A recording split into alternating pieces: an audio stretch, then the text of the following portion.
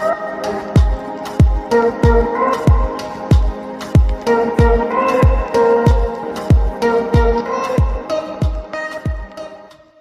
saat, kalau pekerja itu yang profesional, jangan nyari untung semata, ya kan? Kalau memang belum bisa kerja di Bajaringan, sharing-sharing aja sama saya atau sama teman-teman yang lain yang senior di sini kan. Kita kasih kok ilmunya, kita belajarin kok. Siapa yang belum pernah bisa, kita belajarin, duduk bareng-bareng di sini sambil ngopi, sambil ngerokok, ya kan? Bos bukan sok pintar, bukan. Cuman prihatin saya lihat ini, jengkel sekali. Nanti kalau ada rubuh apa-apanya, katanya Bajaringan itu nggak kuat, ini gitu. Padahal Bajaringan itu lebih kuat loh.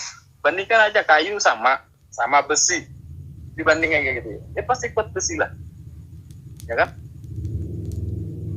Cuman para pekerjanya yang kayak ini ya.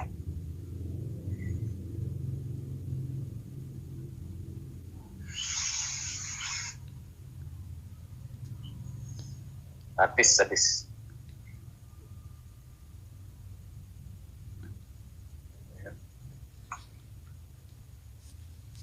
Ya cukup sekian dulu ya kawan-kawan ya di sini ya.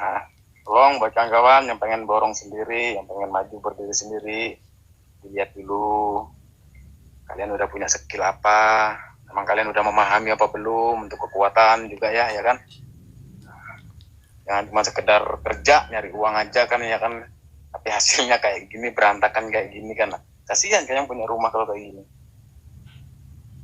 Nah, masa dijuret yang kayak gini loh, kan najis memang orang kayak gini. Goblok, tolol, ya kan?